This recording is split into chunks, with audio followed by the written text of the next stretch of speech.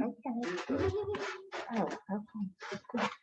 Thank you for coming out to our last speaker series of the 2020 year.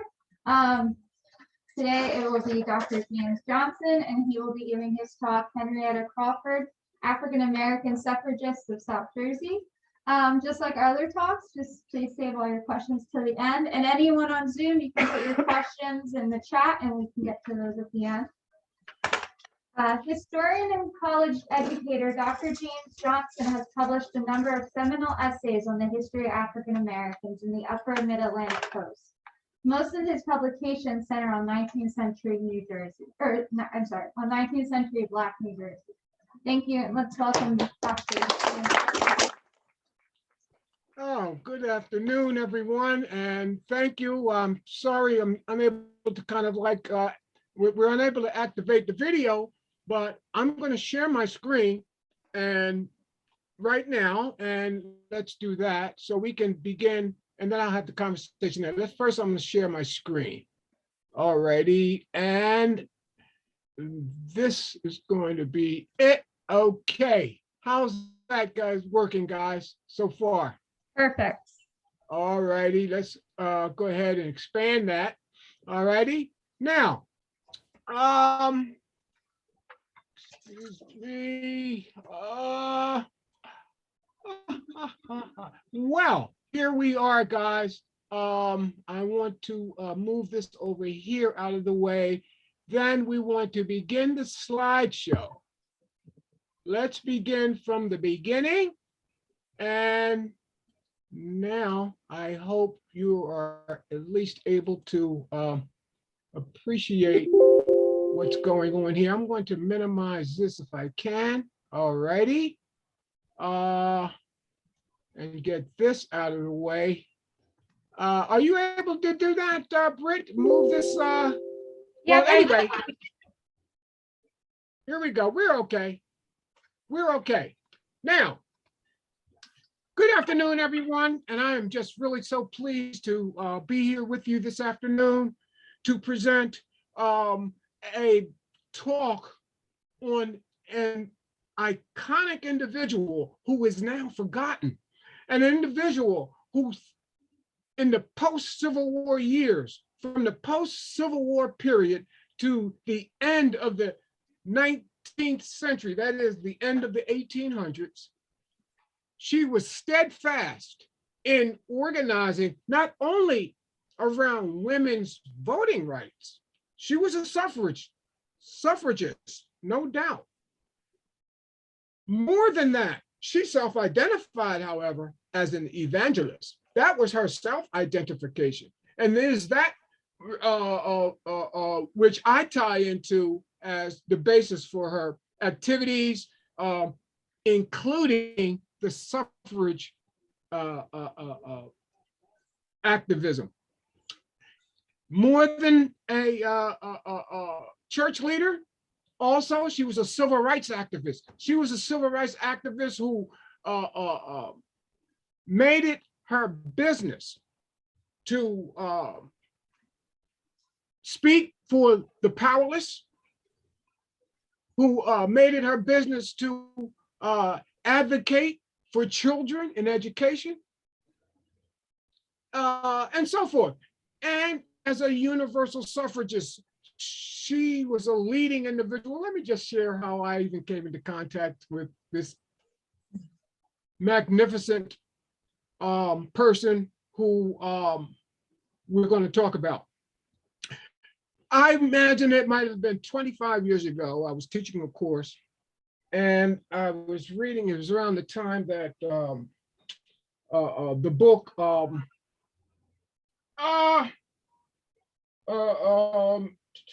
I'll tell you the book in a minute. Anyway, I read about the 1867 mock election that was held by women in Vineland. And it said 4 colored women also participated. I was blown away and had talked about this in my courses about the biracial context of this activity in 1867, which took place in Vineland. And I said to myself, boy, what a wonder it would be to ever find out who these women were. And as it turns out, at this point, we do know who she is. And in fact, I have to move ahead here for a minute, if you don't mind. Okay, I think I'm gonna, okay, all right. Oh, I published in the winter of 2021, which is a year ago, I published in the New Jersey Studies, an interdisciplinary journal, which is it's probably the leading academic journal in New Jersey for online history.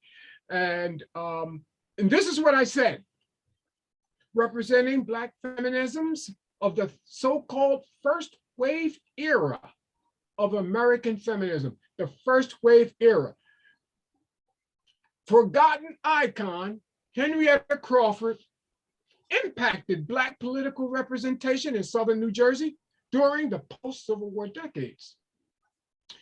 As a noted evangelist, as a universal suffragist, as a Black community organizer, as a civil rights activist, as a homemaker, and an intergenerational caregiver for minor dependents, this woman, Crawford, crafted an intersectional, we talk about that word, intersectional legacy, worthy of commemorative remembrance.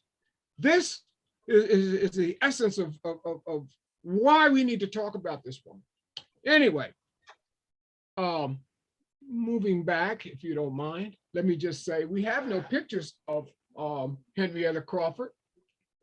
However, we do have a sketch that was done by a student in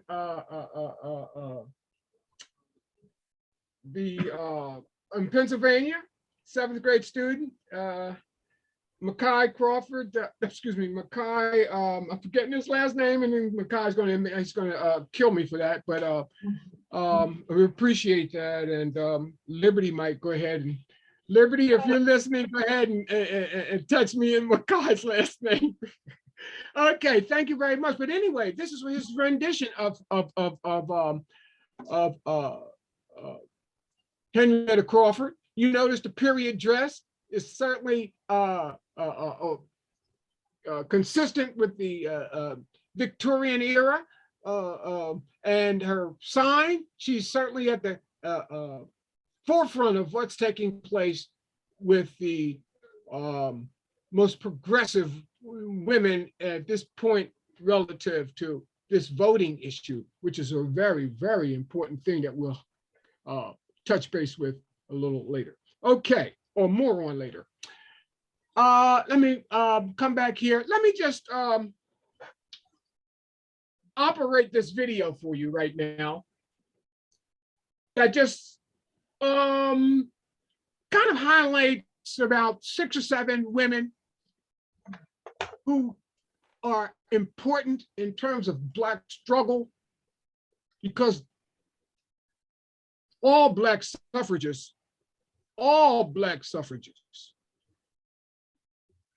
operated with that as just a part of their political agenda. And so let me just do this. And then the last 2 that it's just about 6 minutes, this video, and the last 2, I'll have something to say relative to Henrietta Crawford. Let's begin.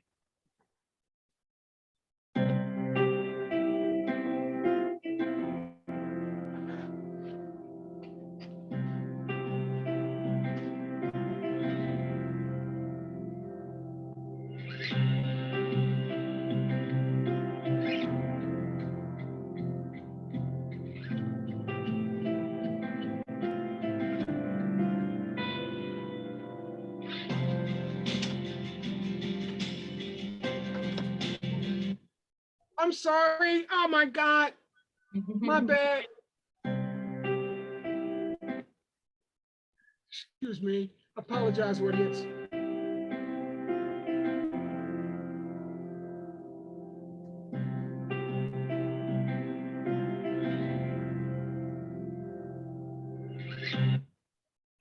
Oh, Close the geez. box at the exit.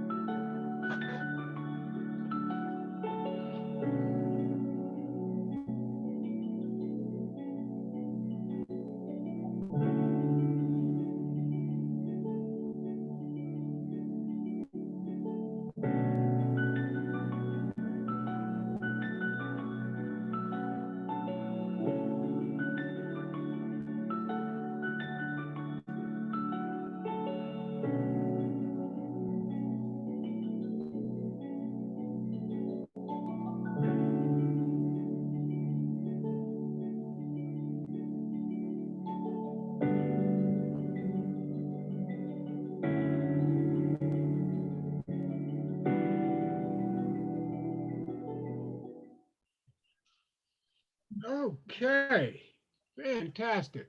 All righty. We can now, let's see. All righty. I want to go. All righty, that's there. Good. Okay. The last two portrayals were of Frances Ellen Watkins Harper. That was the fifth. Frances Ellen Watkins Harper was a poet, an educator. The HBCU, Cheney University, before that was adopted in 1911, was the Institute for Colored Youth, which from the 1860s had educated, was one of the leading higher education institutions for African Americans. And Frances Ellen Watkins Harper was the principal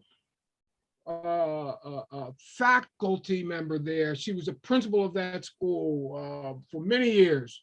And anyway, we can't say enough about this woman who was a Philadelphian and just traveled the country, was well known as a writer, as a poet, as an activist, as an educator. Frances Ellen Watkins Harper. And the last individual who was there, Sojourner Truth, of course, born in 1797 in New York, enslaved, who passed away in 1867, but many of us know. I don't have to talk about Sojourner Truth so much as I do that Frances Ellen Watkins Harper, because nearly everyone is familiar with Sojourner Truth, some aspect of her, if not intimately, in terms of her activities. Well, both of these women, Frances Ellen Watkins Harper and Sojourner Truth, interacted with Henrietta Crawford at different times. In 1867, well, let's move forward. Let's continue this conversation. Before I do that, let me talk about this wave activity regarding American feminism. The first wave of American feminism is considered to be the period of time between 1848, when there was the Seneca Convention of Women, where a Declaration of Rights was put together. And so that period to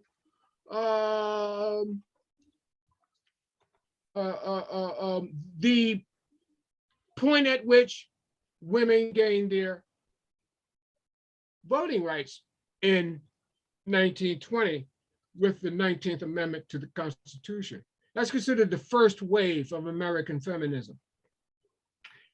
The second wave of American feminism, and these are, well, let me just say, the second wave of American feminism is generally considered to be that of the 1960s, when we have the Black-led revolution that enveloped America and paved the way for women's rights, that paved the way for disability rights, that paved the way for LBGT2. It was the Black Revolution that paved the way, that opened the door. They was the fallbacks, opening up the holes. And so that's considered to be the second wave of American feminism. Third wave of American feminism is considered to be the kind of modern period that we go through when we find a national organization of women being formed, and that kind of modern era of women's advancing their campaigns for opening up that glass ceiling and that kind of thing going on in a broad scale. If I'm hopefully clear on this for you enough, represents three waves of the first three waves of American feminism. And now, of course, gee whiz, I guess certainly in the millennium era, the millennials, in the age of the post-millennials, we are certainly, I think, and I think it's talked about, is that the theorists talk about that, this fourth wave activity. And then there's some people that's talking about a fifth wave. I think I've heard mention of that. Anyway, I just want to just touch on the kind of theoretical, I guess, arrangements of this idea of, not idea, but kind of way of tracing the history of American feminism. All righty. I'm sure it might be a question or two at the end of the period for that. Let's move forward. Okay, here we go. Well, Henrietta Crawford began life where? In Mannington, New Jersey. In Mannington, New Jersey, which is just about 8 miles, just north of Salem. It's not 8 miles north of Salem, but it's several miles north of Salem. If you ever go, it's only one way. It's only one way into Salem and one way out, so to speak. And for those of you who know the area, you know what I'm talking about. Anyway, she's born in Mannington, right outside of Salem, in 1842. And here is the 1850 census showing her family. Let's look at her family's household. We have her father, George, her mother, Mary A. Green, who was her, Mary A. Green was one of the 4 women who also signed that petition that I told you about when I saw the 4 Black women who I would want to one day know about. Mary A. Green was one of them. Mary A. Green was always with her daughter next door, down the street, never far away, always in the same city, until she passed away in the late 1890s. Mary A. Green, native of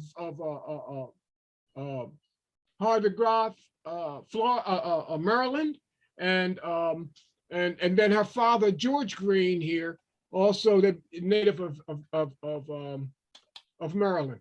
Then her brother James, he's from Mary's first marriage.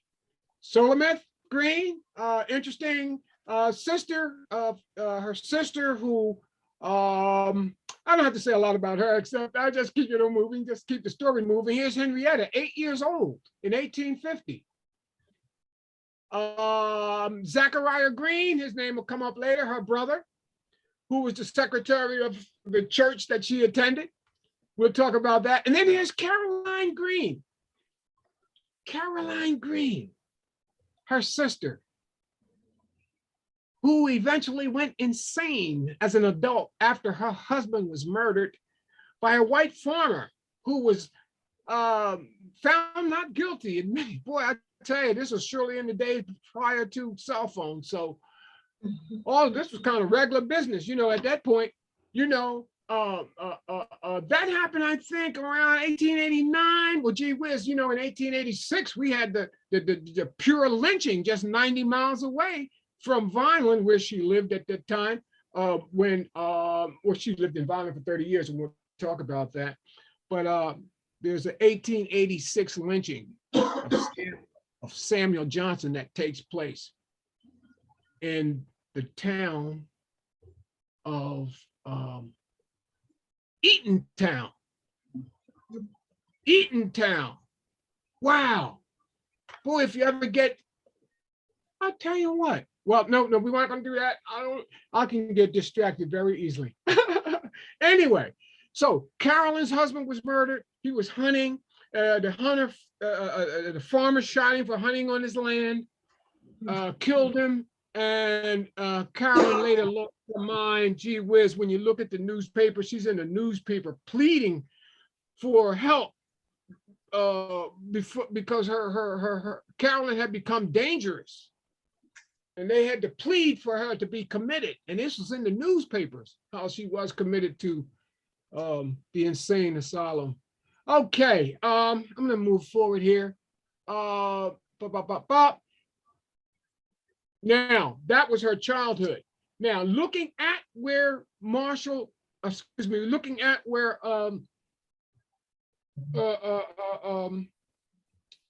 Mannington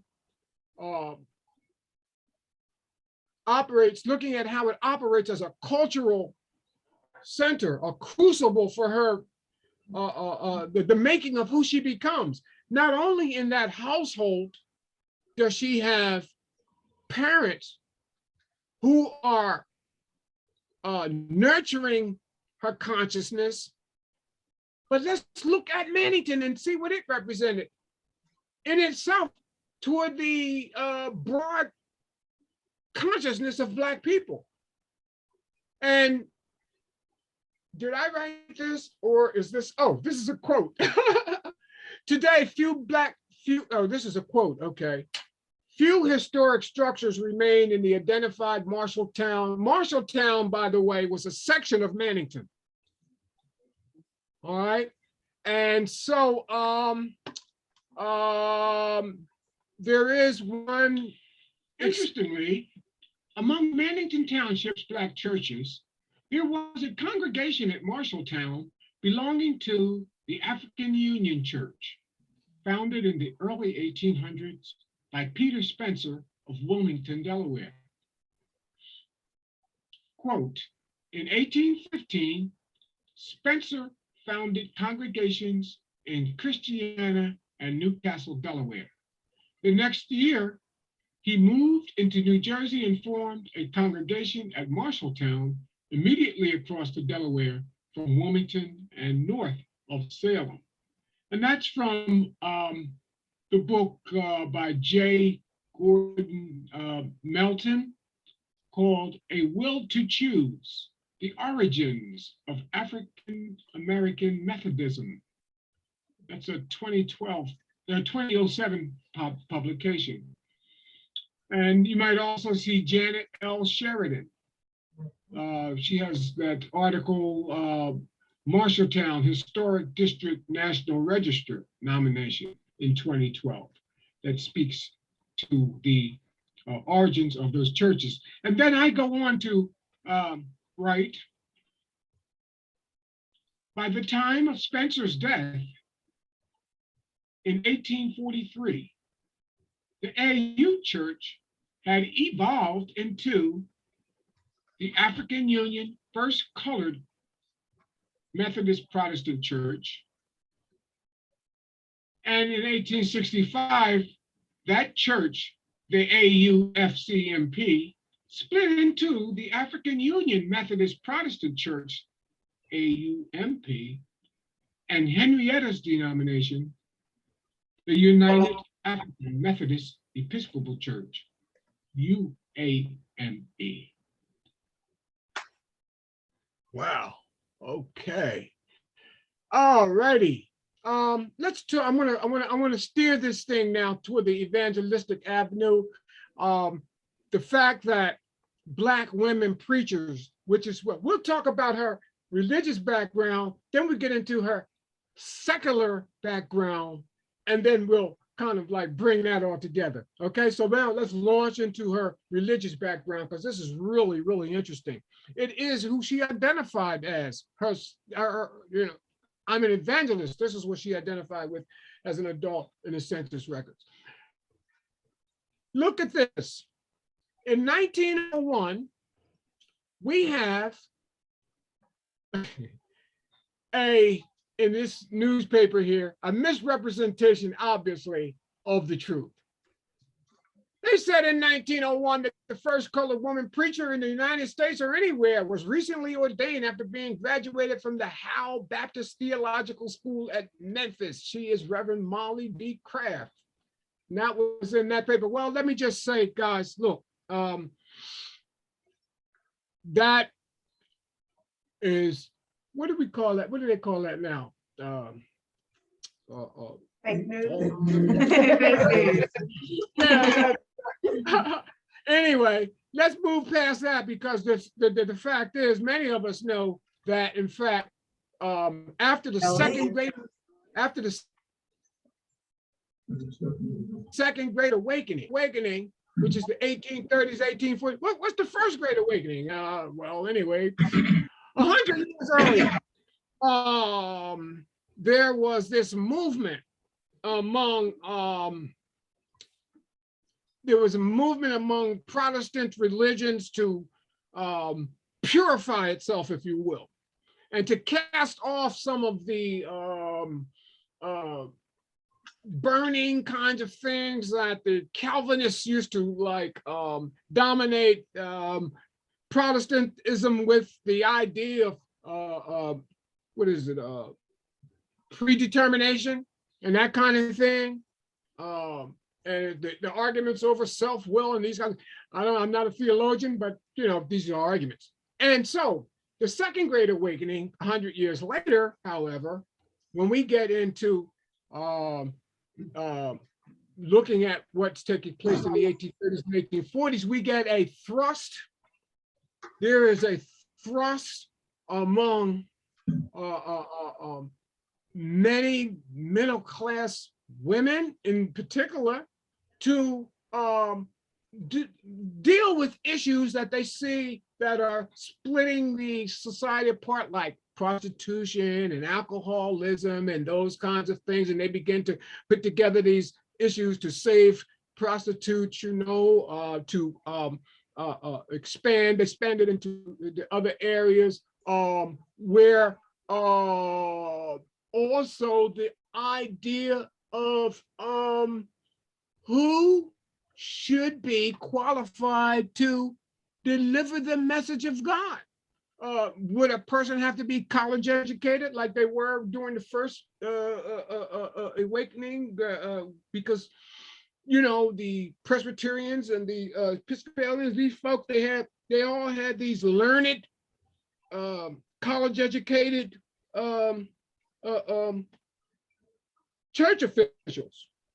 Well, it's the Second Great Awakening that begins to democratize that situation, and the notion of not having education as a barrier to preaching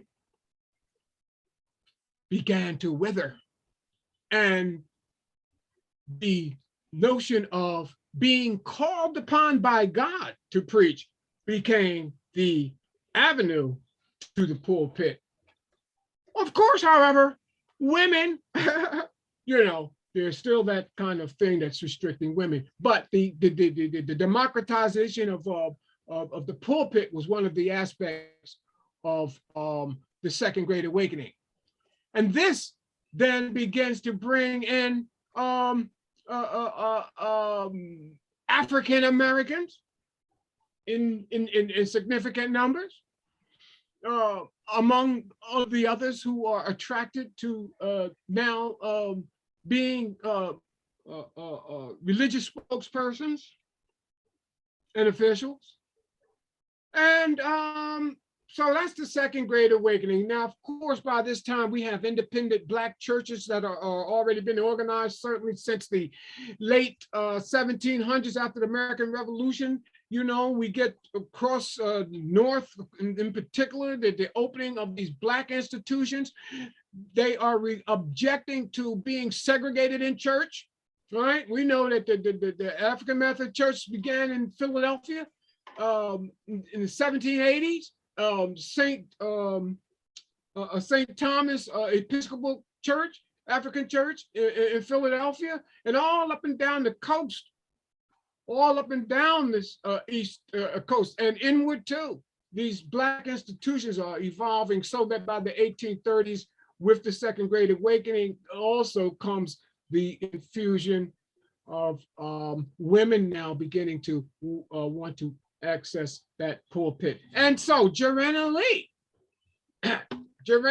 who famously became the first evangelist to be authorized to preach in the AAME Church by Bishop Richard Allen himself, after he heard her essentially rescue a minister at service one day who seemed to be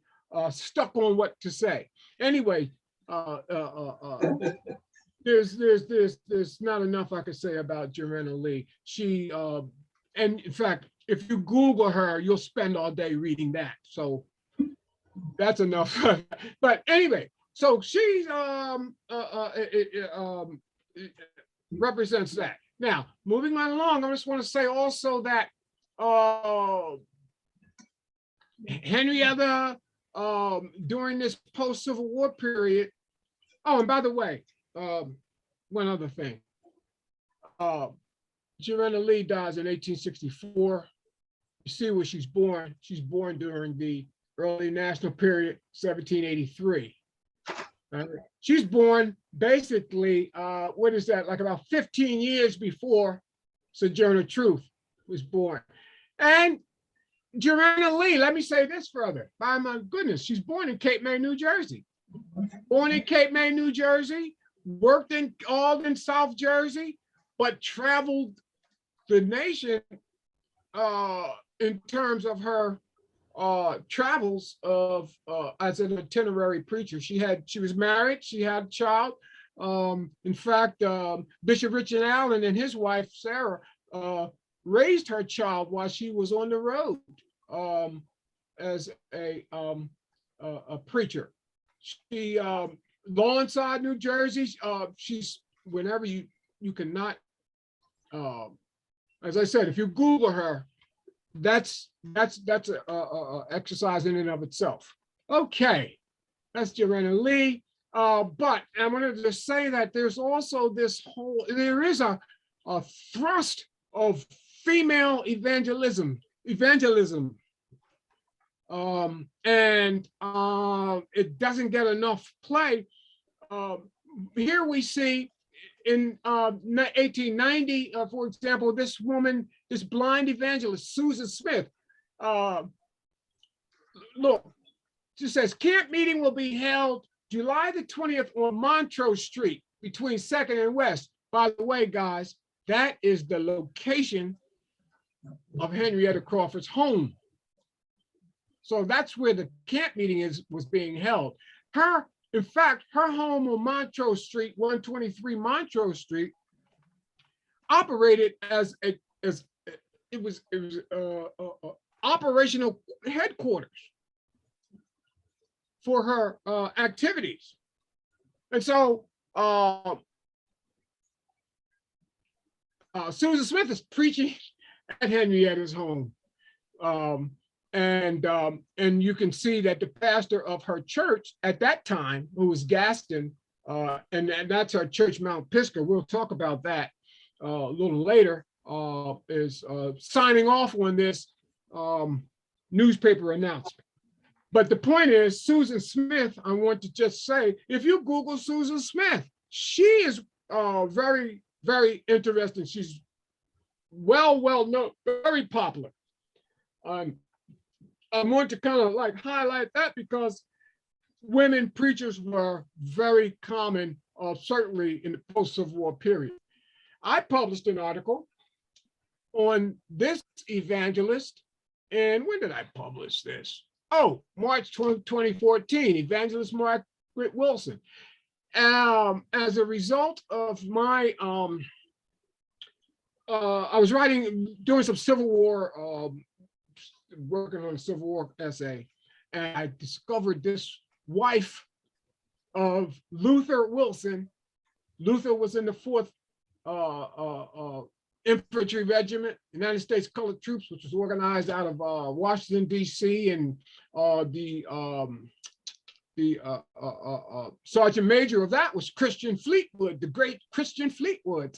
Anyway, that's another story. But by the 1880s, by the late 1880s, Civil War's over in 1865. What happens after the war? Margaret and Luther Wilson relocate from Baltimore to South Jersey. All right.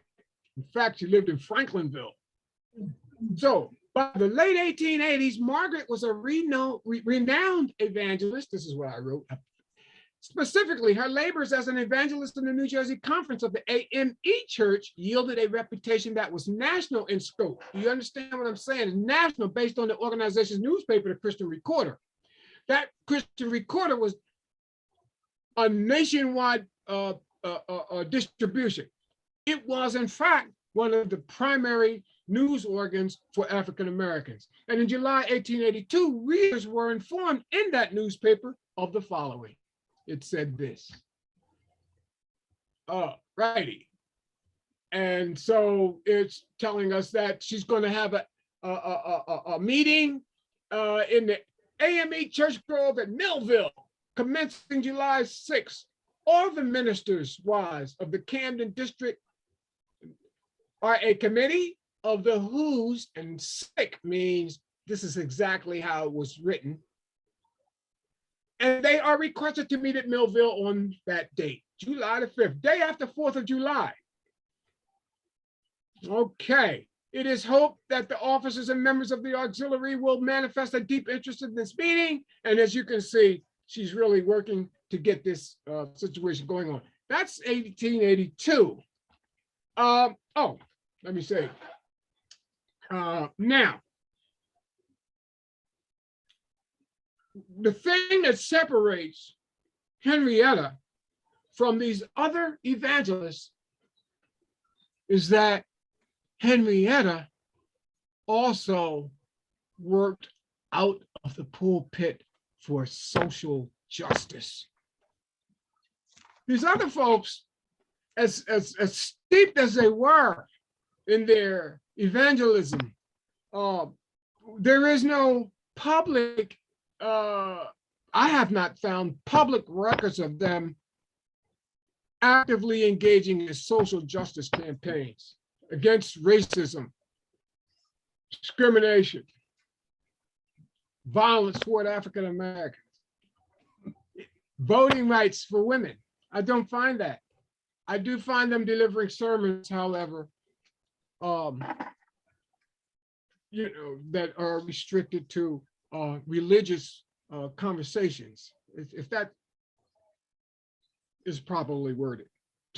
Okay, anyway, this is what separates her from them. So moving forward, we can see, look, 1883, look at where Henrietta's preaching in Lancaster, Pennsylvania. And in the Lancaster, Pennsylvania, we have this news item, and it tells us that church services will be held tomorrow and what the subject is. And down here it says at 3:00 p.m., Mrs. Henrietta Crawford of Vineland, New Jersey, an evangelist will preach. You see, so she was well known, you know,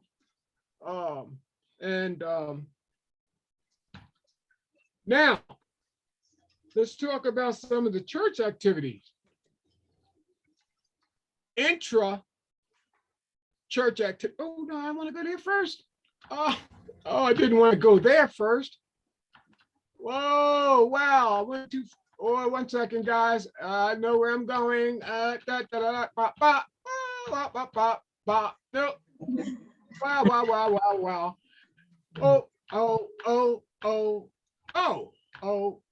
Oh. Well, here's the situation. We have interchurch rivalry in the summer of 1890. However, in 1877, we have interchurch rivalry. Now, guys, stick with me so I can get the interchurch rivalry. Oh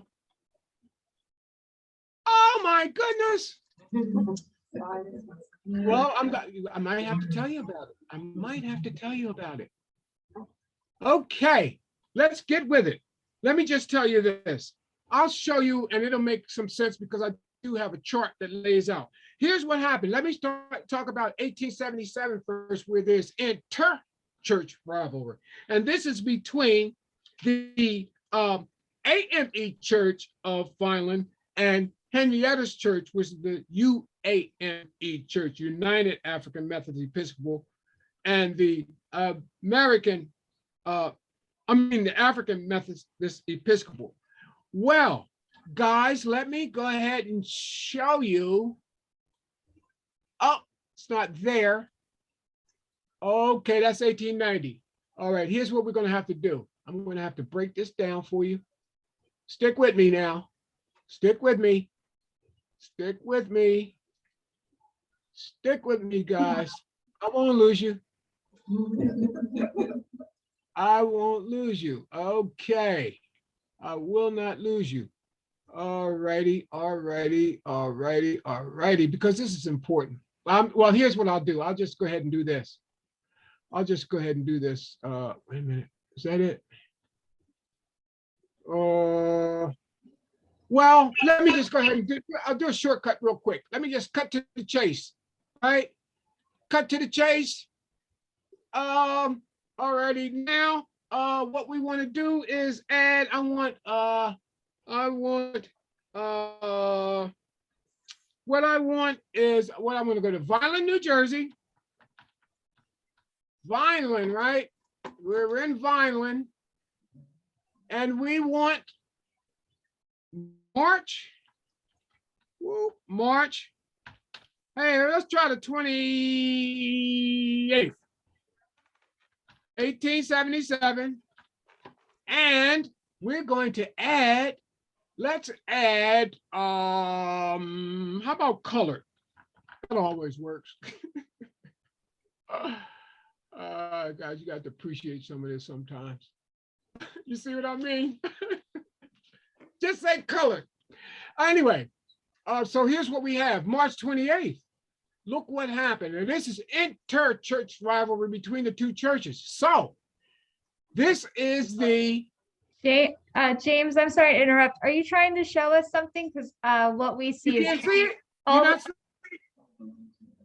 You can't see what I'm saying?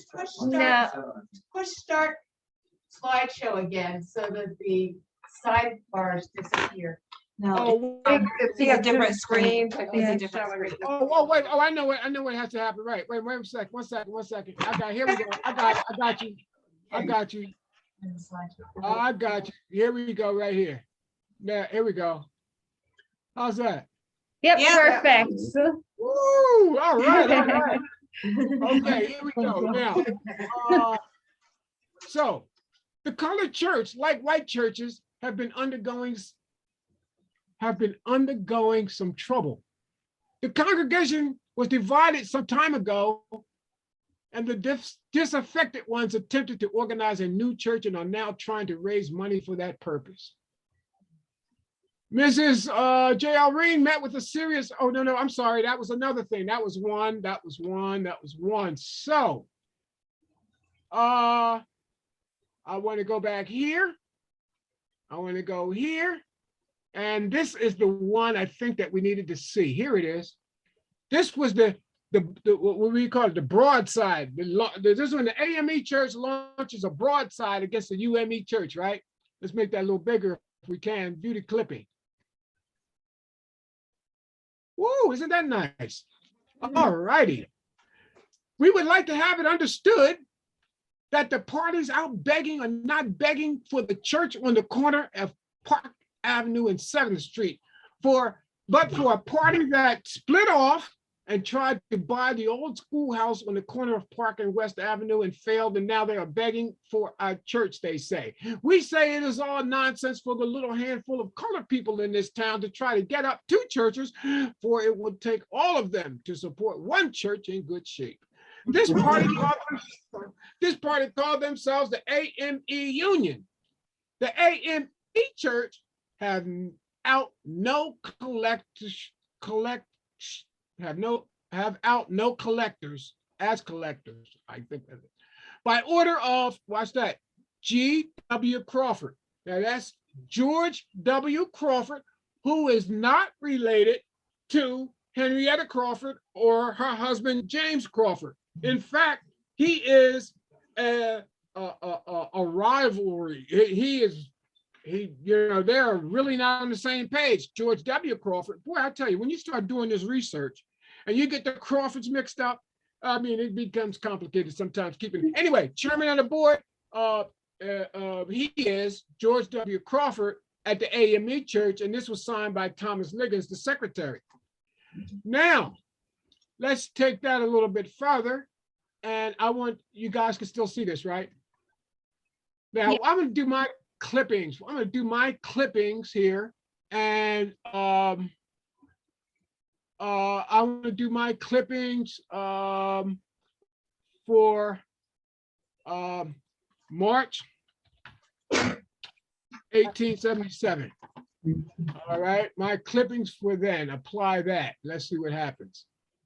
Okay, boy, oh boy, look, that stuff just kind of pops up, huh? All righty, let's see what we got here. Well,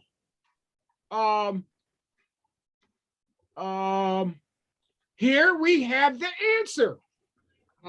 This is the response. In reply to the communication, which was published in yesterday's journal, stating that the American Union Church have parties out begging in the name of the AAME Church, we wish to say that the report is false. In 1805, and this is interesting, he's getting to the history, right? In 1805, this society was organized, that is in Wilmington, Delaware, by the way, and has been known ever since as a religious organization. That was Peter Williams? There is, somebody say yes? There is as much, huh? Peter Spencer. Peter Spencer, that's right. Thank you. There is as much difference between these two churches as there is between the Baptist and Methodist churches. Now that's pretty heavy because they're both Methodist.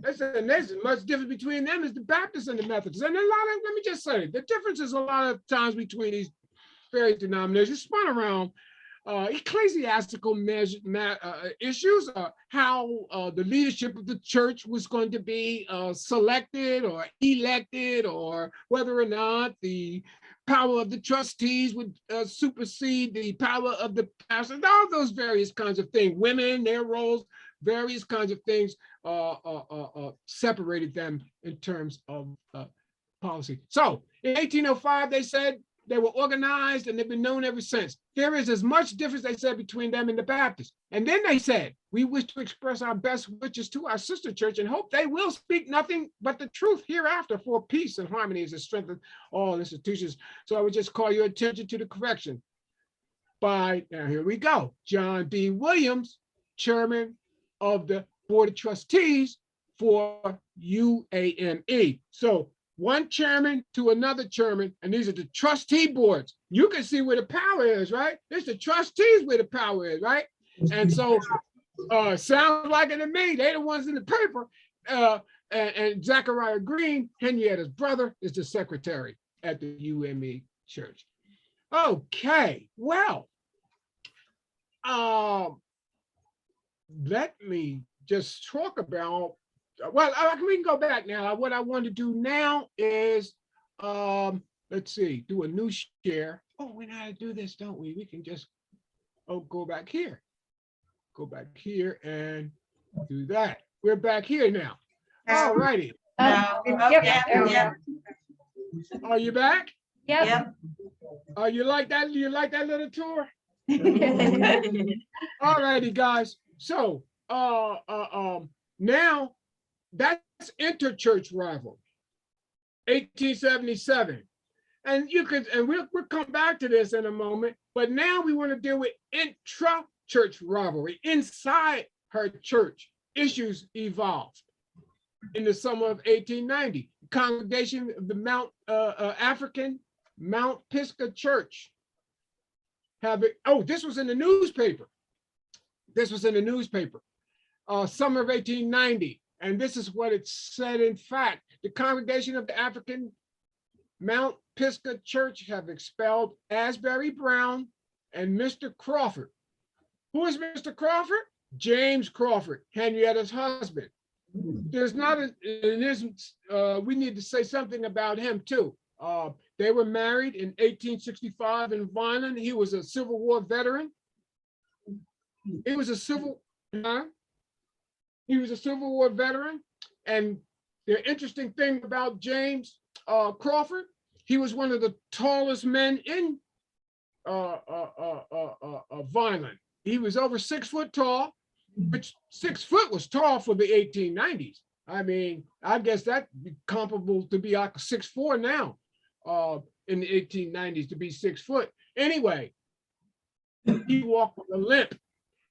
Why did he walk with a limp? he only had 3 toes. He lost 7 of his toes. Well, that's a lot of toes to lose in the 1890s anyway. I mean, during the Civil War. Well, he lost them before the Civil War.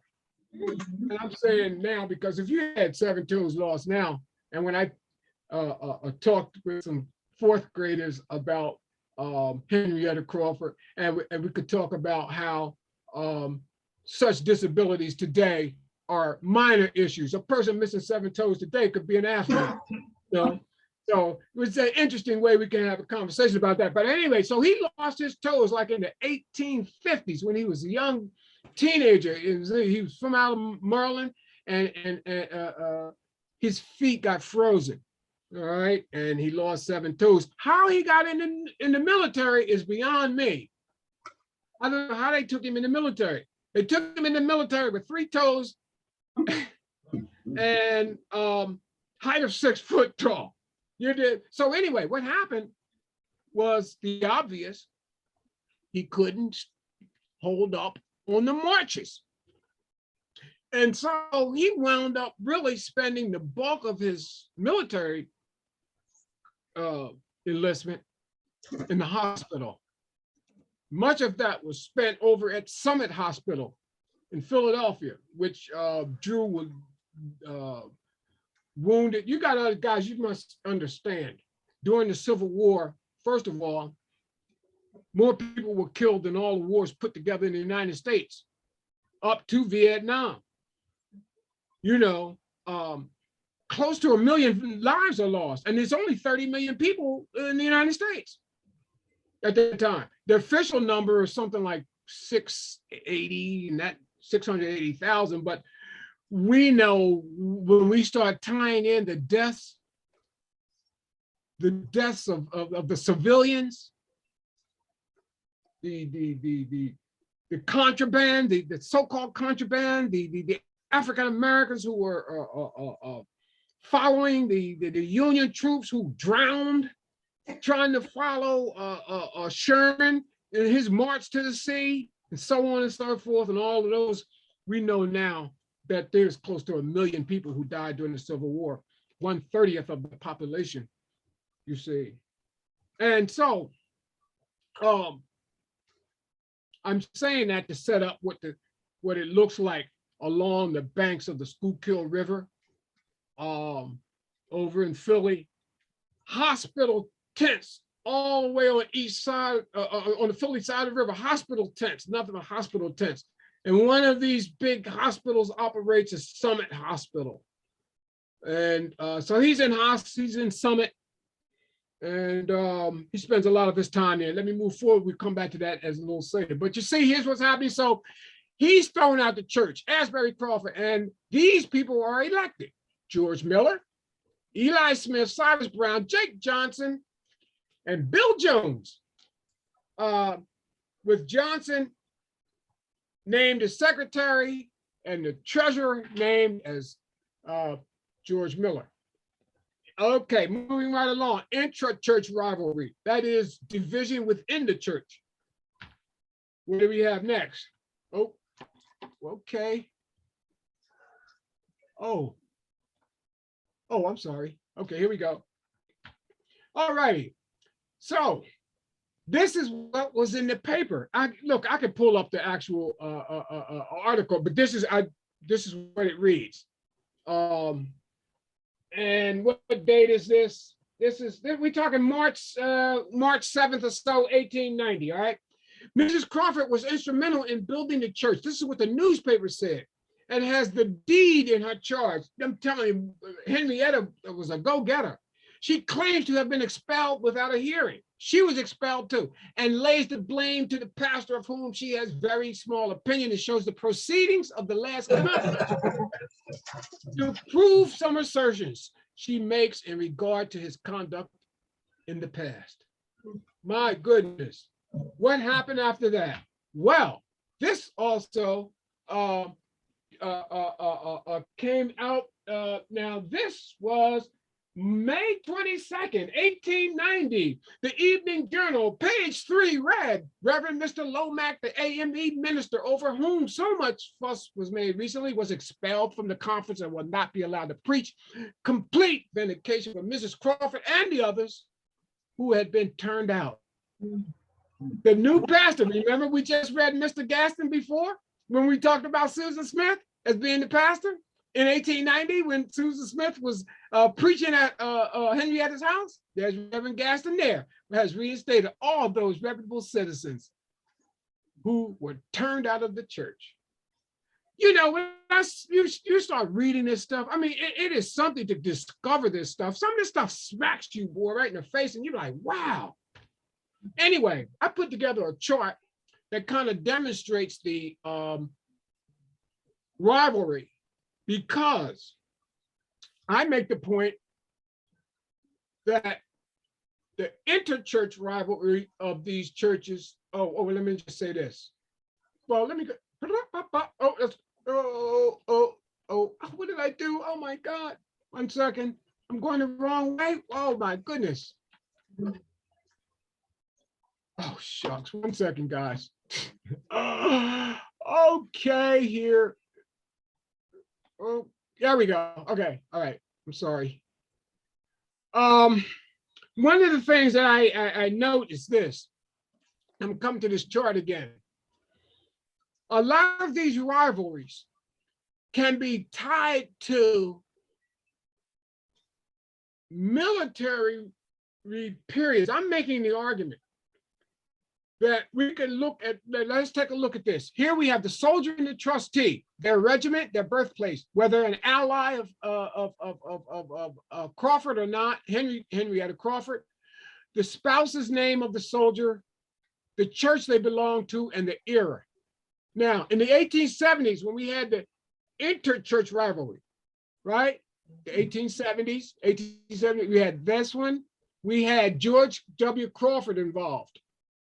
And as you see down at the asterisk here, he was a chairman of the trustee board over at Bethel, right?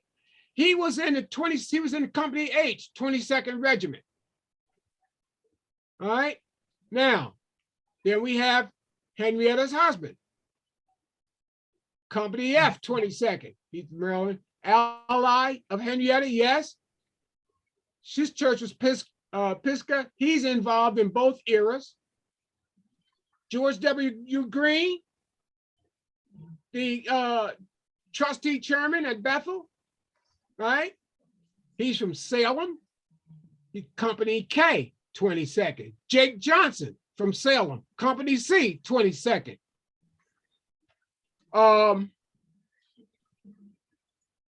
And he's at Pisgah in the 1890s. He's part of that situation that threw Henrietta out of church. And John D. Williams, a trustee of the board at Mount Pisgah. He's an ally. He's in the 43rd Regiment, USCT. Well, here's the situation. Do I talk about that after this? Well, I don't. I should have, and I will. The situation is James Crawford and George W. Green were both in the hospital at the same time at Summit. Jake Johnson had been wounded. All of these guys have been wounded, guys. The thing is, and most of these people were in the hospital together. All of them had been wounded on the battlefield except James.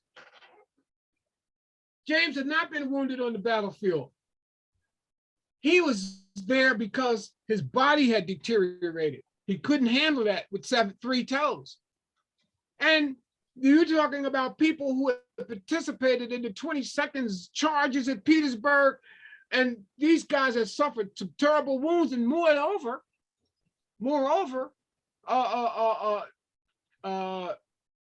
Jake Johnson, I think, is only 5 feet tall. He's only 5 feet tall. Imagine him now having to engage. He's 5 feet tall. He's got like some serious wounds from combat, but he's 5 feet tall, and he's dealing with the 6 foot cat who was spent most of the time in the hospital for non-combative reasons. I'm speculating that there was some kind of issues going on there that translates into how people kind of like, respond, perceive, or react to, or engage with, and these kinds of things take place. You see their rivalries in that they were in the hospital at the same time, so they kind of knew each other, Anyway, that's the chart that I'm using to kind of explain that. And I talk about that in depth in the article on Henrietta Crawford. Moving forward, I will say this.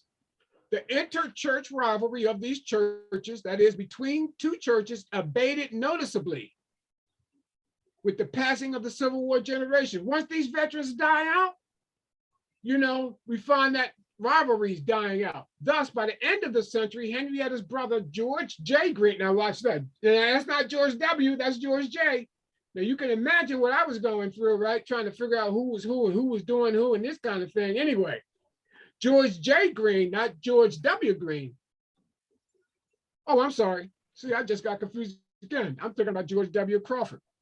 You see how easy it is? Well, easy for me anyway to get twisted. Moving right along. So, Henrietta's brother, George J. Green, and his wife, Laura, and their daughter, Leonora, were active members at New Bethel. AME, guys. Keeping within family tradition in 1906, Leonora was elected superintendent of Sunday schools for the AME's large Camden district. I just find that to be a nice kind of, what do we call it, denouement, something like that? Anyway, moving right along. Let me talk now and move toward the suffragists, the secular activities of Henrietta Crawford. This, she's mentioned, I saw her mention this individual here, Delight Dodick, wrote a doctoral dissertation called The Women's Suffrage Movement in New Jersey. And in there, she briefly notes, and this is the extent of her writing about these two people, the presence of two Black speakers among participants at the 1867 founding convention of the New Jersey Women's Suffrage Association in Vineland. Out of all of that, she mustered this. Black women, as well as white, were in attendance and spoke their minds on topics ranging from the futility of women's fashion. That's what Sojourner was talking about. And what was she talking about? This whole issue where women had to be clothed in certain style of dress. And I think we're talking about bloomers and those kinds of things. This is that she's talking about the restriction, women having not been, allowed to wear pants and all those kinds of things. So she's talking about that in that progressive era. And then to the major wages of servants. And now look at this. Here is in 1867, Henrietta Crawford at a conference discussing the wages of servants. I mark this as her coming out experience. This is when she starts really hitting the road in terms of social activism. I said this. This is what I wrote in terms of Dodek's brief comment. I said that considering that Truth's reputation as an abolitionist and women's rights advocate was international by 1887, you understand? At this time, she was known throughout Europe as well as the United States. And considering that, philosophical or historical summations about the significance of her presentation or material representations at this conference deserves amplification. We need to talk about what else did she say? What was it about? It's worth it. There's room in that dissertation for that. Oh, let me stop. Oh, I'm sorry. I don't want to get that. That's anyway, I do get kind of excited, as you can tell. Biographer Nell Painter, she's made this point. She said, neither Truth nor her memorialists, that is, those who wrote about her, put together the brilliant fragments of who she was. They never put that into a whole. Moreover, successive purveyors of her memories have each magnified their favorite piece. So we can see that. And I said, Similarly, Henrietta's attention to the economic plight of house servants, as well as addressing her communicants' spiritual needs, securing rights for African Americans and seeking the political empowerment for women, constitute the progressiveness of her radical feminist agenda.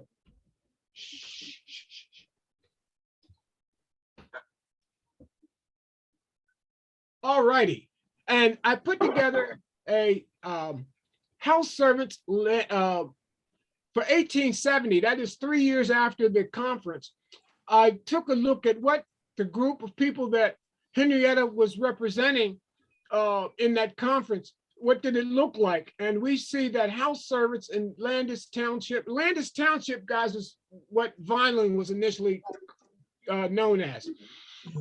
So in 1870, we find that 17 of these house servants are born in New Jersey. 5 of them are African Americans, and these are their names.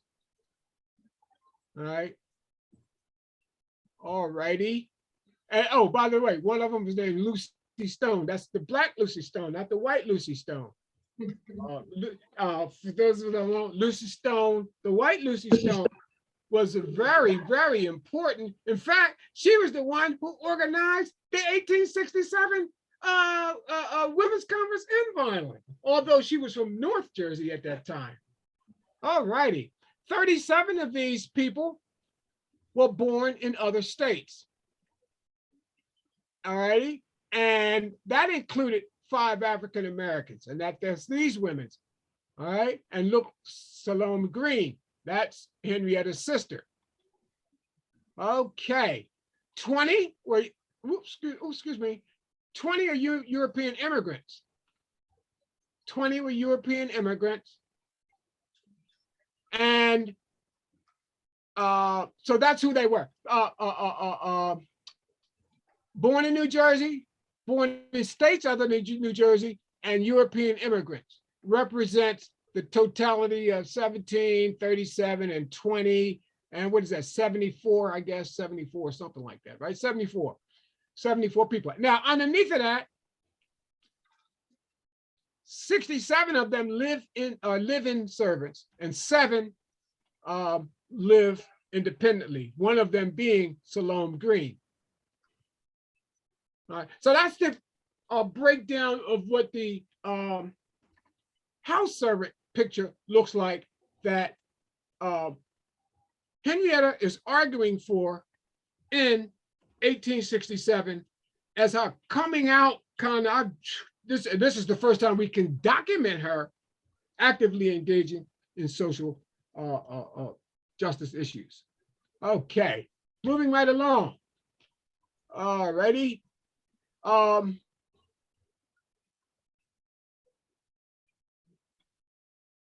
This is Mary Green's household. We don't need to see that. I don't need to see, we don't need to see that. Okay, we don't need to see that. All righty. Well, what I want to go to now is, this is, take a look at this. Her husband's medical disability for discharge. And as you can see, as it reads, Private James Crawford has been entirely unfit for military duty since entering the service. Is totally incapable of marching by reason of the loss of 7 toes. He was in this condition when entering the service. That's March 4th, 1865, when he's released. Company F-22nd there. Okay. All righty. Let me move here. So they got married. I told you where they were married. She was married, and she was married. Lucy Stone organized this initial conference. Now, we're getting to some action, guys. Some more action. Because it is November the 3rd, 1868, when 172 women. And that's when I told you I first read in a footnote that 4 colored women had been part of this. And I was stunned. And this is the box. This is a picture of the ballot box that they constructed, because the women Vineland had gotten together and they were going to stage, and they're not going to, they staged a mock election. Right? And so this was widely reported across the country. It was part of a wave of these kind of mock elections that was taking place, a wave of women's activity, drawing attention to the fact that women couldn't vote. And that was one of the things that operated to make Vineland a center of political activity in that period. All righty. And let's see here. All righty. Here we have women who voted in Vineland. We have Crawford. Anyway, I have sectioned out them and the streets they lived on. Henrietta was on East Avenue. This woman, Lydia Jones, was on Plum Street. Anna E. Green was on Grape Street, and Mary Green, Henrietta's mother, was on Elmer Street at that time. Most of the time, Henrietta and Mary Green lived either next door or down the street from each other. All righty. Okay. Okay, so when is this? Oh my goodness. I have I can get the date for you. We're talking about her. This is good we don't have a date, because this was a common run in the newspaper. A common run for her. And in terms of education, we could see what she set up at her home, a sewing school for colored boys and girls that's going to meet there with H. Crawford, West Montrose Street near 2nd, and all colored children invited and all colored ladies requested to come and aid and assist. This is the kind of thing that she represented and that she was about.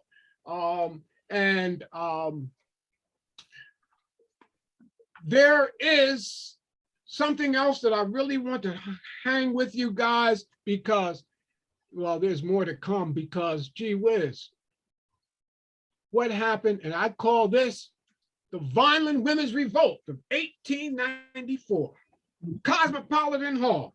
What happened there? Good gracious alive. The school district, well, New Jersey had passed a law saying that women could vote in school elections. All right, so now I'll tell you, the local administration in Vineland was very anti-suffragist at this point. The mayor, his name was Lord. Even though he was a Republican, he was he didn't, he wasn't about women voting. All Republicans weren't, or all Republican men weren't suffragists. Anyway, the women were testing their voting capacity, because they could vote in school district elections, but could not vote, I think it is, for the officers in the school district. They did it anyway. That was another mock election. And we call it I call it the Vineland Women's Revolt of 1894. And this was in the newspaper. When they had that, well, I'm sorry, this was in, well, yeah, it was in the newspaper, and also reported on in a history of that struggle that was written. And this is where that's lifted from. And it's told us, colored woman named Crawford, and all of this anxious kind of moment and crowd there pushing forward to the women coming in to vote. And it said this colored woman named Crawford, who has great influence with the colored voters, managed to force her ballot into the box and then struggled out of the crowd and jeered the officers. I mean, that's some powerful stuff there. You know, she was a rocker and a roller. Original. Okay, this is a picture of her church currently. Over there, 315 Plum Street, Mount Pisgah UME Church, now Mount Pisgah Methodist Church, I think that's the name of it. And there are many people who I think represent what she did. And I have Cori Bush's picture here because she, to me, a woman of the cloth, who has like taken that and maintained a steady force, not only for spiritual nurturing, but kind of social strengthening in everyday activities as well, through issues of voter registration, through issues of accountability for the police shootings that are taking place and these kinds of things. And you can just, you know, see how she epitomizes that. She also represents the kind of activity that one of Henrietta's proteges represented. And that, I talk about that in another instance when a pastor who taught up in I think it's Madison. Oh, gee whiz, I'm messing me up. Anyway, we can do that. Let me try to do something here with you guys for a moment. And let me see here. I want to do this now is go here. I want to go somewhere else now. I want to, alrighty, now. Okay, my screen sharing is paused. I know that. Hang in there, guys. Hang in there. Hang in there, please. Alrighty. Well, let's see here. Hang in there. I want to show you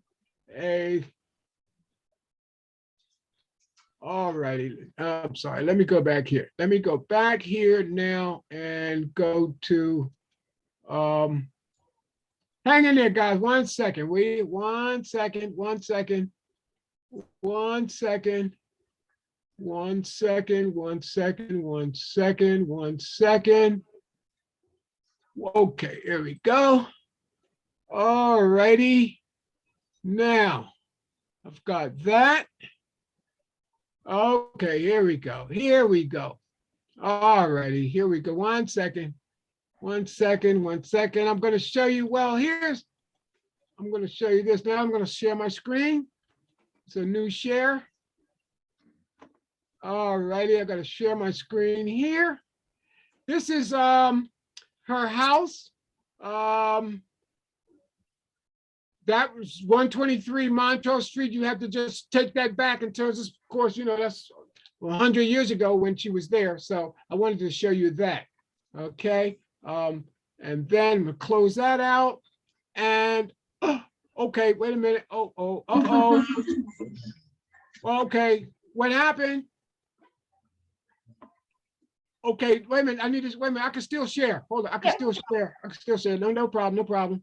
I can still share. Okay, I need to share that. Okay, that's not the one I wanted though. 1 second. Oh my goodness. 1 second. 1 second. We're on course. We're in course. I meant to come back here, right? Okay, that's what I wanted to do. Come back here. All righty. Here we go. Now, I'm going to just point this out too here briefly. Frederick Douglass, you know, he considered the movie The Vineland at one point. And I could say something that was in the newspaper, but he didn't do it. But anyway, this is really not where I wanted to be, as you can tell, right? Okay. All righty. Oh, well, let's, okay, we might as well. Did I do anything there? Oh, these are all, you guys see this, right? These are all the different issues there. We could talk about the women evangelists who, wait a minute. Oh my goodness. Wow. Okay, the women evangelists who predominated at the time. Look what, this is what Bishop Tanner said as late as 1896. Bishop Tanner of the American Methodist Church, the famous Bishop Tanner, to show you the struggle that women had to deal with in terms of their the resistance to women preachers, even after or as late as the 1890s. So here's what he's saying at the end of the 1890s, right? On the question of women in the church. And this is the AAME conference last week. Said there is no such thing as a woman preacher in the economy of the church. They are simply members.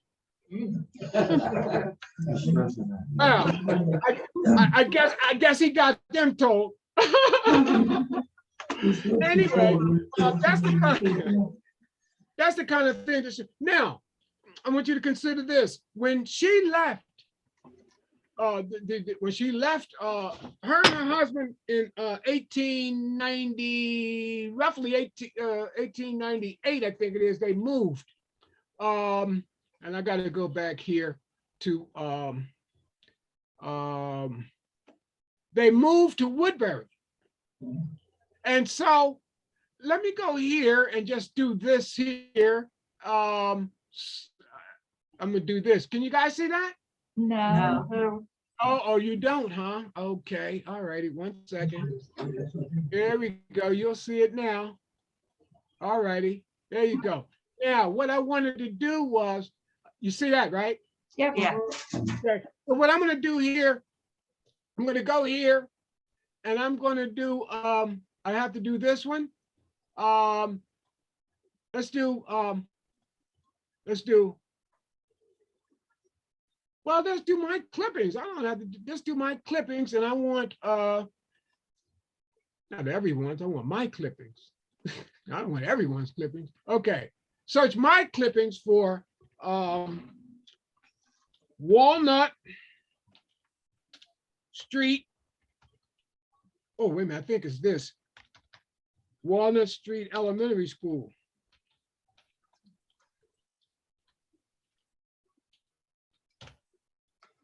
Will it come up?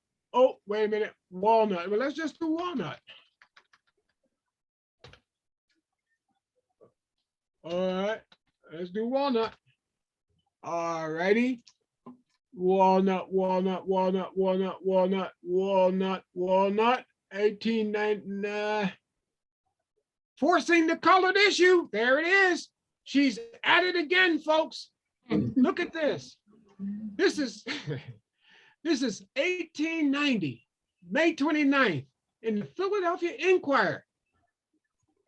Colored women bring their children to white folks' school, Woodbury, New Jersey, to force an issue on the color question. Miss Maddie Bowen and Miss Henrietta Crawford, colored, led their children to the Walnut Public School this morning and demanded their admission. The teachers told the colored women they must have permits from the Board of Education, and after a wordy discussion, they took the children away. Mrs. Crawford, who is a taxpayer, says she will appeal to the courts, and you knowing her, she would have, although I have not found out the results. There are 2 colored schools here. Consider this, guys. Many of us know about the AAME colored school down there on Carpenter Street. I've lectured there a couple of times myself.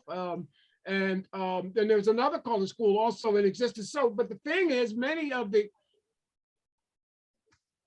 Black parents wanted their children in Black schools. They did not want them in white schools. There was not a lot, apparently not a lot of support for what Miss Bowman and Henrietta Crawford did, because they were said they wanted to, even though they had to walk 2 miles out of the way to go to the black school and walk past the white school, they felt that they would treat it better.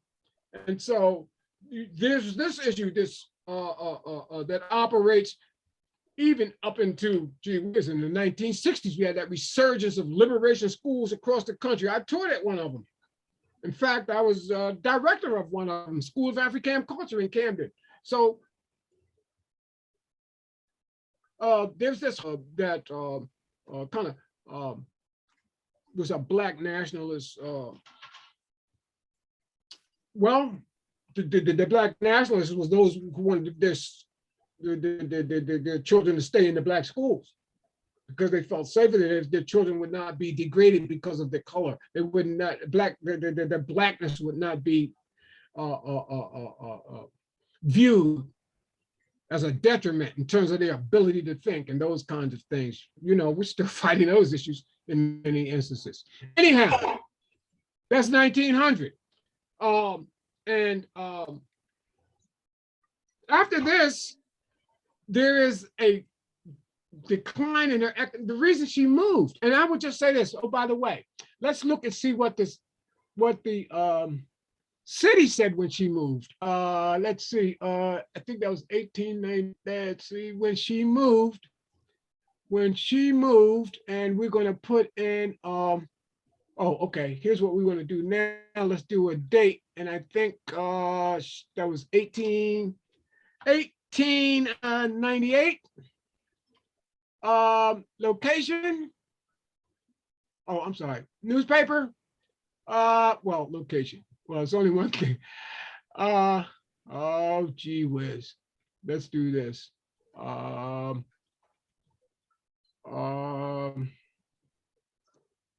Let me do 18. Oh, I got that there. 1898. Now we're going to do Henrietta. We're going to do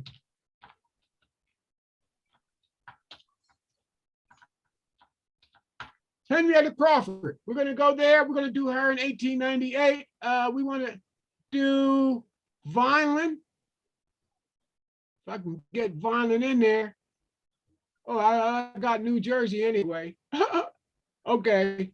Can I get the newspaper in there? Oh, wow. The Evening Journal. Oops. Evening. How do I spell evening? Oh, okay. I didn't know what I was doing. The Evening Journal. I think we can do that, can't we? Oh, anyway, gee whiz, look, oh my God. Oh my God, let me see. Oh, 1 second, guys, here we go. And we're gonna just do this, and that's it. That's it, that's it, that's it, that's it. That's it. And we're going to do Henrietta Crawford. I'm so sorry.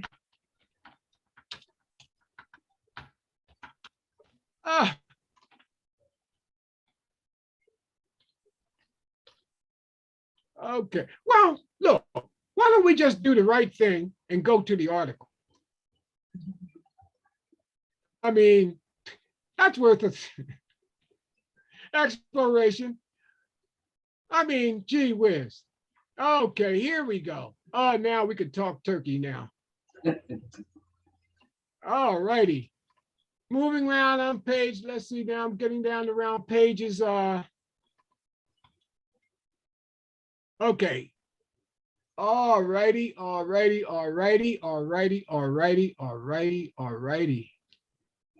Okay, I want to go down here and talk about the fading era of violent activism, late 1890s. So you could see her mother died suddenly in 1897 from a lingering heart ailment. And her passing was reported in the Evening Journal. And it talked about her just sitting on the porch, just passing away. And so her brother thanked the Methodist Church for, because you know it was a large funeral, they had to have a large place to hold her service. and so her brother thanked the Free Methodist Church for allowing them to hold her funeral there, you see. And that was published in the newspapers.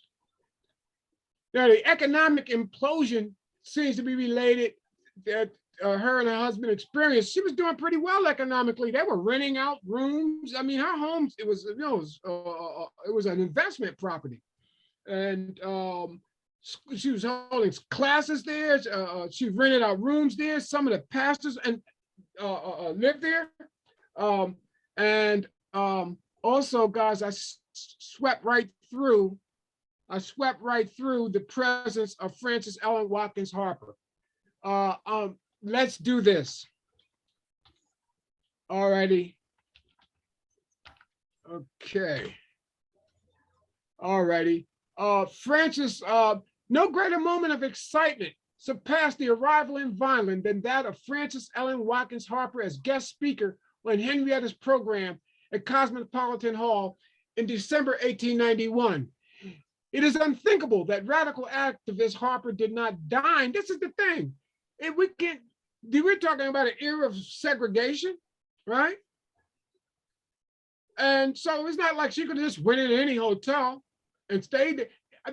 We cannot, obviously Harper went by that house for dinner. It's in fact that she didn't stay there. And the same thing with Sojourner Truth, you see. And so this was how the newspaper said it. Frances Harper and others will lecture on the progress of the colored race Wednesday evening at Cosmopolitan Hall. An invitation is extended to all the political parties, right? And what did they talk about? I said that their topics at that event are unknown, but we do know that Harper had just left Boston, which she had given a talk called The Helps and Hindrances. She had just given that. And it was likely the keynote address that she gave at Cosmopolitan Hall. Also, it is not surprising to read further in that same news article that, look at this, Mrs. H.C. Crawford will make some speech on political matters on the program. I'm telling you, she was in the thick of it when we're talking about advancing the agenda of African Americans in the period that's known as the nadir. N-A-D-I-R, the nadir, the very bottom of race relations as defined by Rayford Logan in 1954 in his book, oh man, gee whiz, man, you know what? I guess maybe it's just an age factor coming on. I'm thinking of his title of his book. I know the year. Oh my goodness. And we're talking about the name of his book being that's an embarrassing moment. That's all I can say. I had to do all this. Oh, well. Anyway, look, I'm not going to get the title, but anyway, he lays out the concept of the nadir, which is the period following the end of Reconstruction. And Reconstruction is the period right after the Civil War when the hopes were high. The 13th, the 14th, and the 15th Amendment had been passed in 1865, 1868, and 1870. Abolishing slavery, extending citizenship to African Americans with the 14th Amendment, 13th Amendment abolishing slavery, 14th Amendment extending citizenship to African Americans, and the 15th Amendment extending the vote in 1870 to Black men. Women 50 years later get the vote in 1920. At any rate, I wanted to just say that about her before we get down to the fading era.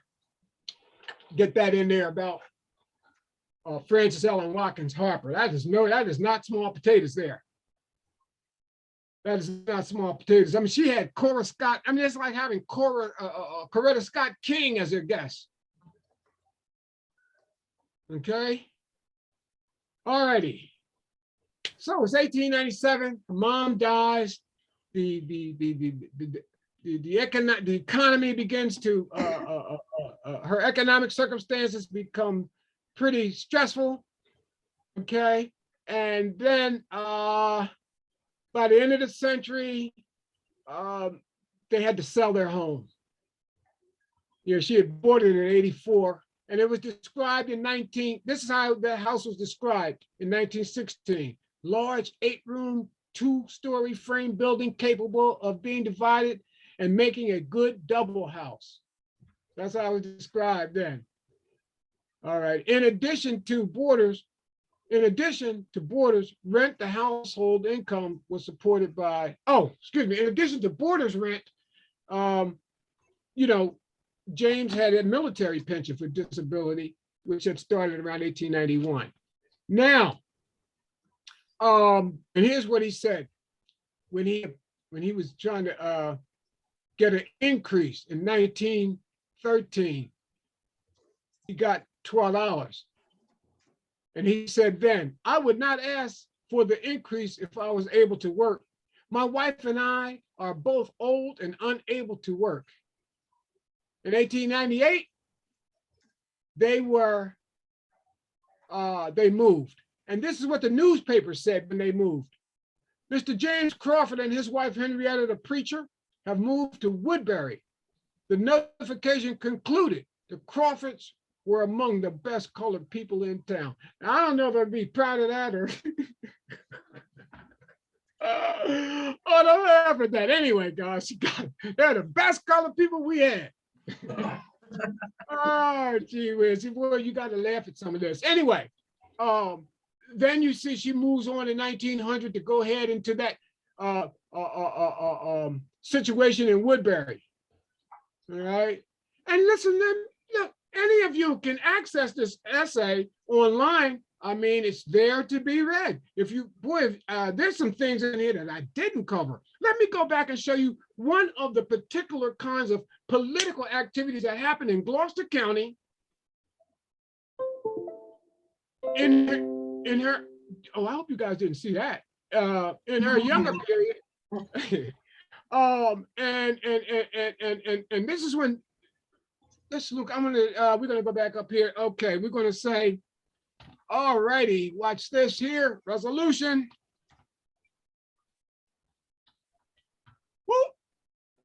O-N, right? Did I spell that right? What am I doing? It's O-N. I guess that's what it should be. All righty. Now, here's what happened. Now, okay. It's 1867. And here's what here's how, let me set it up for you. Henrietta probably knew her second husband, James, and let's talk about her in a minute here. Before the war, since they both lived in Greenwich Township in 1860. Greenwich Township in 18. Now that's Greenwich Township in Gloucester County, not Greenwich Township in Cumberland County. Okay. The common social venue for the pair would have probably been Bethel AAME Church in Swedesboro, because look, by this time, the family has moved to, wow, what's that section? They moved right outside of Woodbury to, it is, oh gee, what's that?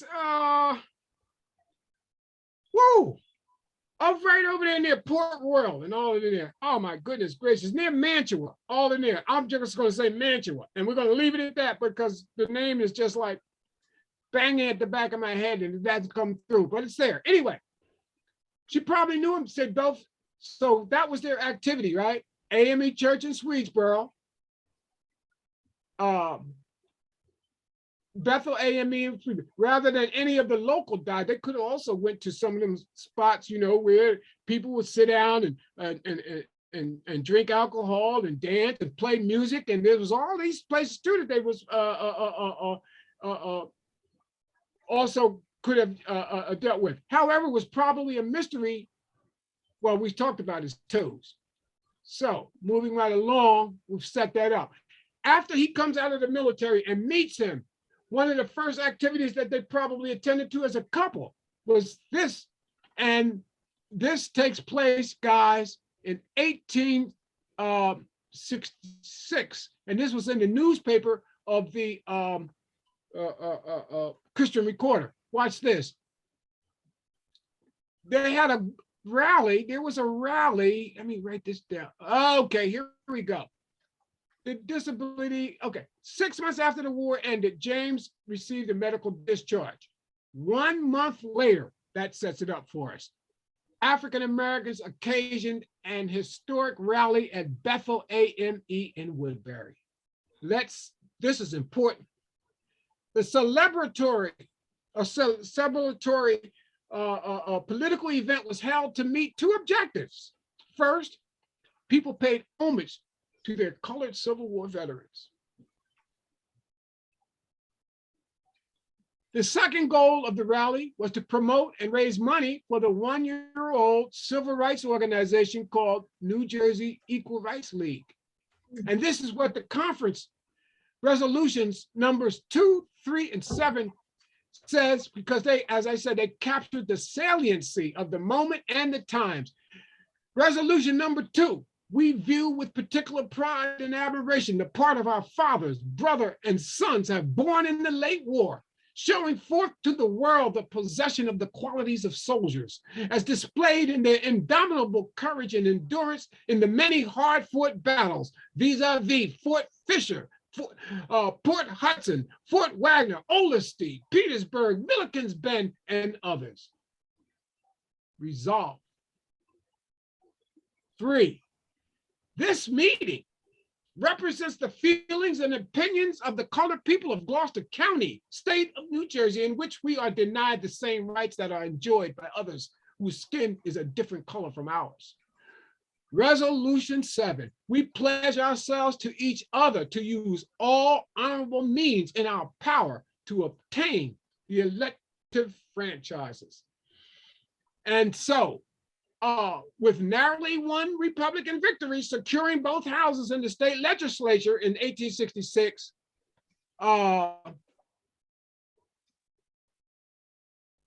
the campaign intensified.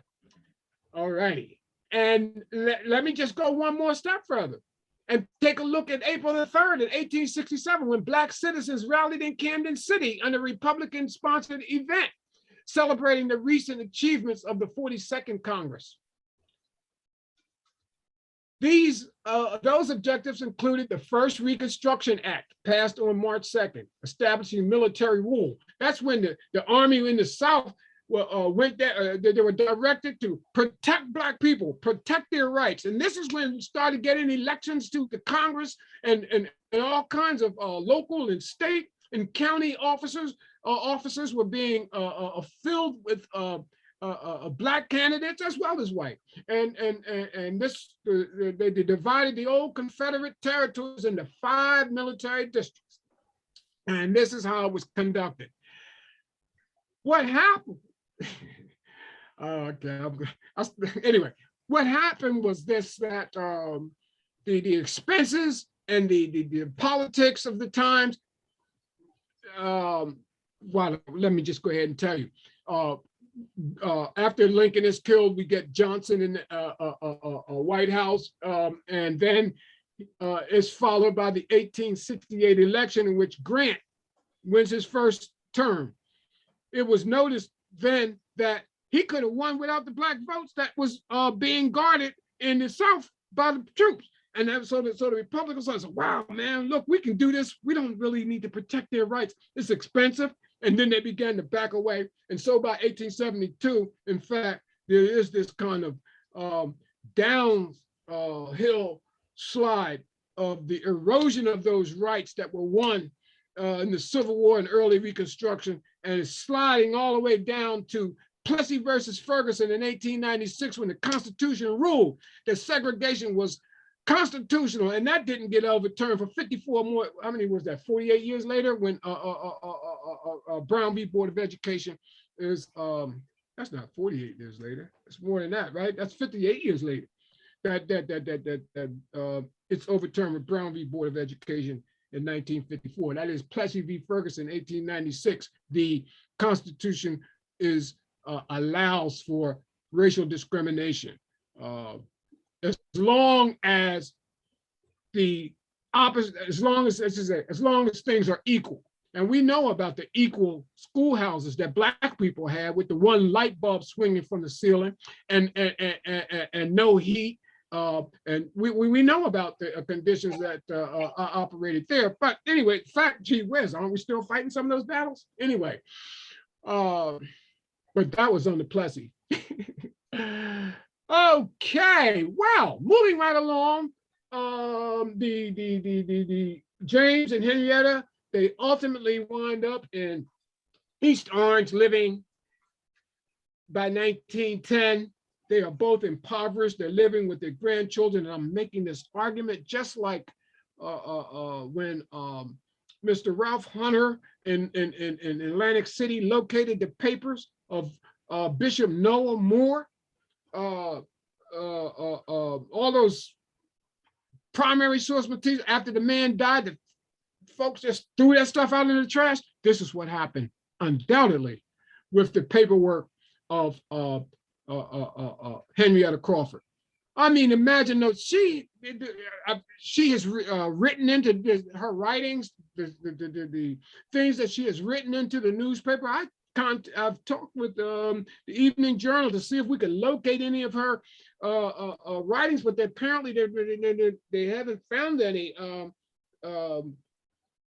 that were even published. And so, you know, I am almost sure that the primary sources that was thrown out after she died, I guess the value of them cannot be even calculated. What does all this mean? One thing is this: the impact of this is that when we are looking at the history of African Americans, particularly in South Jersey, when you get to the 19th century, there's almost an absence of any outside of Ghoultown. We can talk about Ghoultown in South Jersey, and that's about it, and a little bit, you know, about maybe Salem or something like that. I mean, but there's no really there's no real work in terms of dealing with the history of African Americans in the 19th century in South Jersey.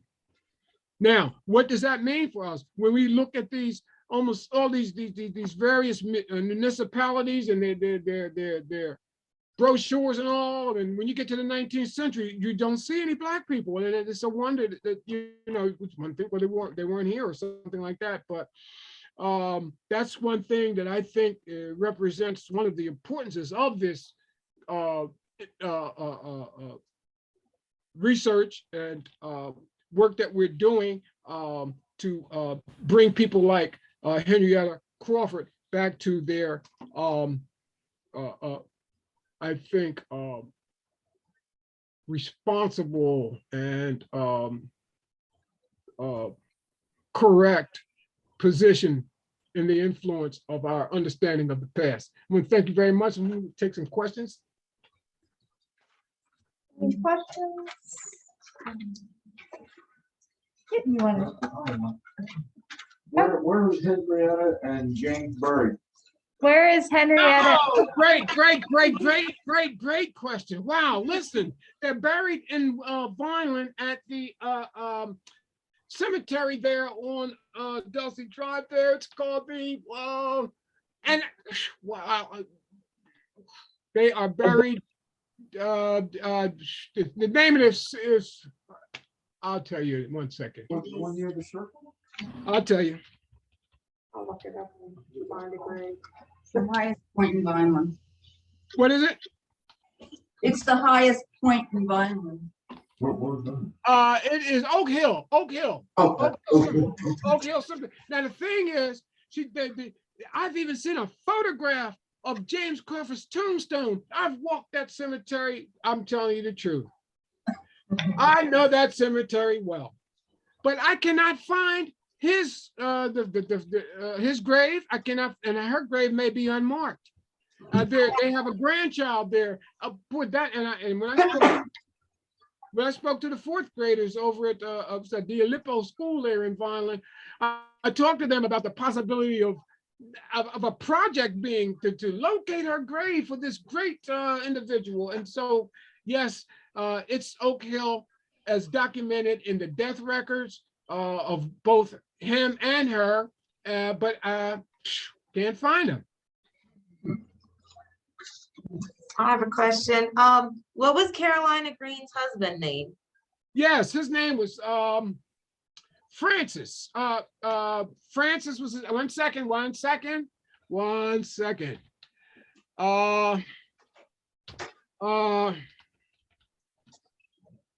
Okay.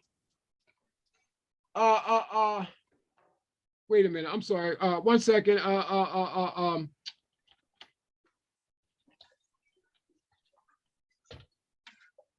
Oh, what did I do?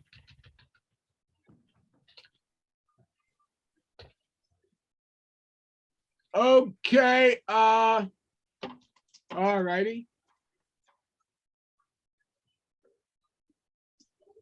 Right. Look at this. Here it is. Here it is. Francis murder. Charles Francis was his name. Okay, thanks. Yes, indeed. Charles Francis, shot and killed while hunting. Married to Henrietta's younger sister, Carolyn. He killed under controversial circumstances. Oh, you should see what the newspapers were saying. They built this guy up like, oh my goodness gracious. You can imagine what it was like. Few blacks believed that the gun went off accidentally in a scuffle. That was in the paper. And they were suspicious of the report that one witness to the affair was some distance away.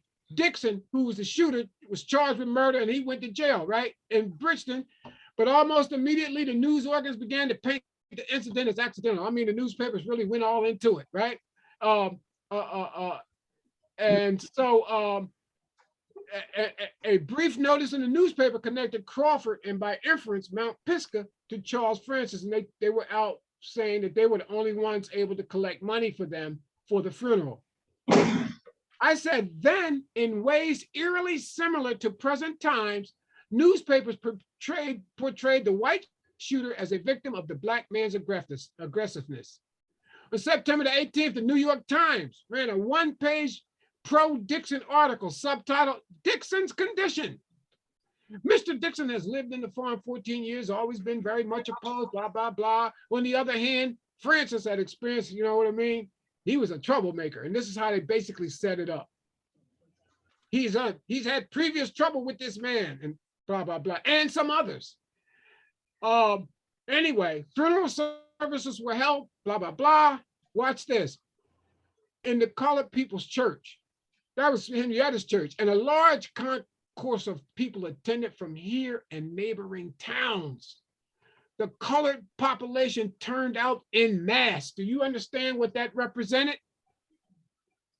Bridgeton, Franklinville, Millville, they all came out and that place was packed. Anyway, sounds familiar? Oh man. Anyway, he was acquitted. You know how that goes. This is the this is pre-cell phone era. Anyway, what happened was there were some indications. Look, they had to, wow, let me just tell you this. A disturbance arose among the colored people who by this time were crowding the corridors of the hotel after he was acquitted.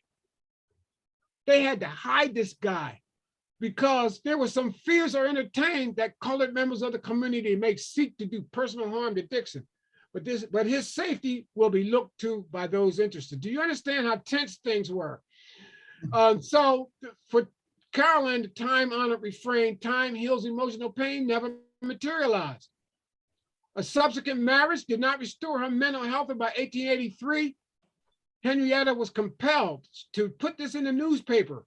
In a communication to the journal, this is what it said, Henrietta Crawford sets forth a statement that the authorities refused to aid her in securing the incarceration of her demented sister, who, it will be remembered, ran away some time ago and was captured after much trouble. Mrs. Crawford now says the crazy woman threatens the lives of the household and constant watch must be kept on her movement. She appeals to the public for help. And eventually, that help did come, and the commit was made in the name of Carolyn Chambers, her last marriage name. That was in the newspaper. And I said, despite this, her reputation grew, and this occurred guys, this was 1877, same year that she was having those issues with the AME Church. So that's the point that relates to the murder. Another question? Any other questions? Any other questions on Zoom? Anyone in the chat?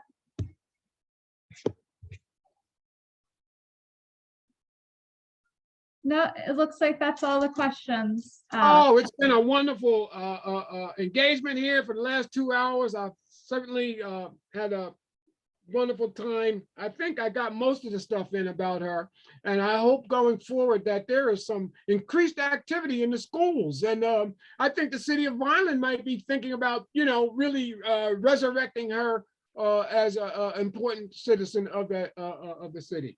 And thank you very much. That's great. Thank you so much for coming and sharing all of this information with us. It was so fascinating. Oh, my pleasure. Have a great day. Thank you. You too. Oh, bye, Jane. Bye. Oh, sorry.